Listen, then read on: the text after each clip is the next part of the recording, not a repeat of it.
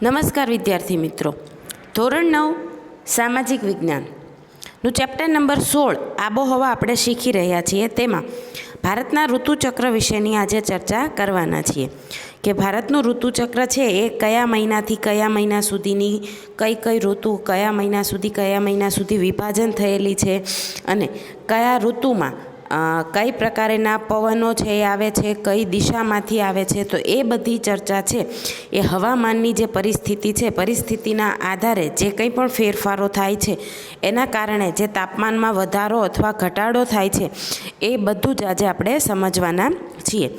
તો શરૂઆત કરીએ ભારતનું ઋતુચક્ર. આપણા દેશમાં લગભગ બે માસના સમયગાળા દરમિયાન હવામાન લગભગ એક સરખું જ રહે છે. આ બે માસના સમયગાળાને ઋતુ કહીએ છીએ.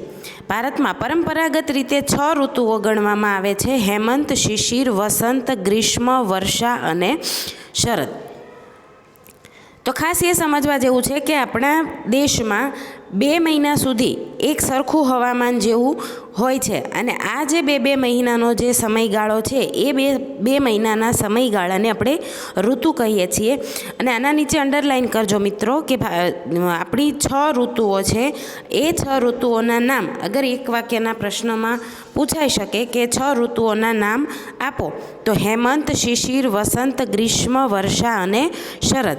આ ઋતુઓમાં પણ નજીક આવતી 2 ઋતુઓમાં હવામાનની પરિસ્થિતિમાં બહુ મોટો તફાવત જોવા મળતો નથી. એટલે કે 2 ઋતુઓને સાથે ગણીએ તો વર્ષની મુખ્ય 3 ઋતુઓ જ ગણાય છે. કે બે ઋતુઓ એવી રીતે ગણી અને 6 ઋતુઓ છે, 12 મહિનાની 6 ઋતુઓ છે.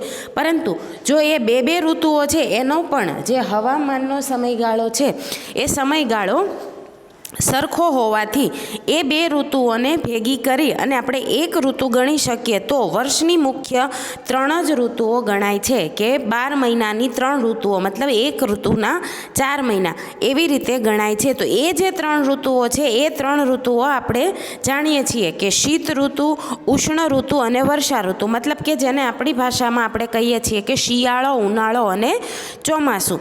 અને એની જે પેટા ઋતુઓ છે એ પેટા ઋતુઓમાં હેમંત, શિશિર, વસંત, ગ્રીષ્મ, વર્ષા અને શરદ છે. ભારતમાં ઋતુઓ સ્પષ્ટપણે બદલાતી અનુભવાય છે. શિયાળો બેસતા ઠંડીનો પ્રારંભ થાય છે. ઉનાળામાં ક્રમશઃ તાપમાનમાં વધારો થતો જાય છે. ચોમાસું બેસતા હવામાં ભેજ વધવા માંડે છે અને વરસાદ આવે છે. કે ઋતુઓ જેવી રીતે બદલાય એટલે તરત જ આપણું જે કંઈ પણ વાતાવરણ છે વાતાવરણમાં તરત તફાવત આપણે અનુભવી શકીએ છીએ. કે શિયાળો હોય ત્યારે ઠંડીનો અહેસાસ થાય છે, ઉનાળામાં તાપમાન વધતું જાય છે અને ચોમાસામાં વરસાદ પડતો જોવા મળે છે. ભારત સરકારની દિલ્હી ખાતે આવેલી હવામાન ખાતાની કચેરીએ ભારતની આબોહવાના સંદર્ભમાં સમગ્ર વર્ષની 4 ઋતુઓમાં વહેંચણી કરી છે: શીત ઋતુ, ઉષ્ણ ઋતુ, વર્ષા ઋતુ અને નિવર્તન ઋતુ.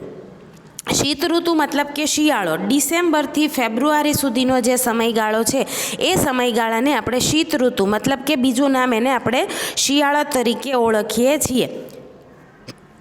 બીજું છે ઉષ્ણ ઋતુ એટલે કે ઉનાળો. માર્ચથી તે મે મહિના સુધીનો જે સમયગાળો છે એ સમયગાળાને આપણે ઉનાળા તરીકે ઓળખીએ છીએ. અને ત્રીજી ઋતુ છે વર્ષા ઋતુ, ચોમાસું, જૂનથી સપ્ટેમ્બર સુધીનો.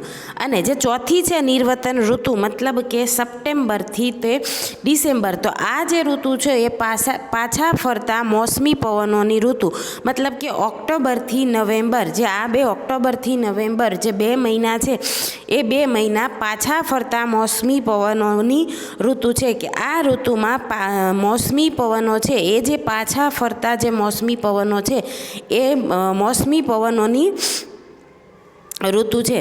તો આપણે આ જે ઋતુચક્ર છે ઋતુચક્રને સમજવાનો પ્રયત્ન કરીએ તો ઋતુચક્રમાં આપણે જોઈ શકીએ છીએ કે શિયાળો, ઉનાળો અને ચોમાસું છે. જે આપણે અહીં બતાવેલી જે 6 ઋતુઓ છે એ 6 ઋતુઓનું અહીંયા વર્ણન કરેલું છે કે હેમંત, શિશિર, વસંત, ગ્રીષ્મ, વર્ષા અને શરદ. તો આ જે 2 ઋતુ છે કે શિયાળામાં 2 પેટા ઋતુ છે હેમંત અને શિશિર, વસંત ઉનાળામાં વસંત અને ગ્રીષ્મ, ચોમાસામાં વર્ષા અને શરદ. આ જે 6 ઋતુઓ છે 6 ઋતુમાં 2 ઋતુનો જે કોઈ પણ વાતાવરણ છે એ સરખું હોવાથી હેમંત અને શિશિરમાંથી શિયાળો બને છે. વસંત અને ગ્રીષ્મને ભેગા કરીએ તો ઉનાળો, અને વર્ષા અને શરદને ભેગા કરીએ તો ચોમાસું બને છે. આપણા ગુજરાતી મહિના પ્રમાણે ખાસ આ યાદ રાખજો કે આપણા ગુજરાતી મહિના પણ પ્રમાણે યાદ રાખવાનું હોય તો કારતક અને માગશર જે 2 મહિના હોય છે, દિવાળી પછીના જે 2 મહિના, એ 2 મહિનાને હેમંત ઋતુ કહેવામાં આવે છે. પોષ અને માહા એ 2 મહિનામાં શિશિર ઋતુ હોય છે. ફાગણ અને ચૈત્રમાં વસંત હોય છે. વૈશાખ અને જેઠમાં ગ્રીષ્મ હોય છે. અષાઢ શ્રાવણમાં વર્ષા, ભાદરવો અને આસોમાં શરદ ઋતુ હોય છે. એના પછીનું જે ચક્ર છે એ ચક્રમાં અંગ્રેજી મહિનાના નામ આપેલા છે. તો અંગ્રેજી મહિનામાં મહા મહિનાથી જાન્યુઆરી શરૂઆત થાય છે. જાન્યુઆરી અને ફેબ્રુઆરી એ બંને મહિનાની ઋતુ અલગ અલગ છે કે ડિસેમ્બર અને જાન્યુઆરીમાં શિશિર ઋતુ હોય છે. ફેબ્રુઆરી અને માર્ચમાં વસંત હોય. એપ્રિલ અને મેમાં ગ્રીષ્મ ઋતુ હોય છે. અને મે, જૂન, જુલાઈમાં વર્ષા ઋતુ હોય છે. ઓગસ્ટ, સપ્ટેમ્બરમાં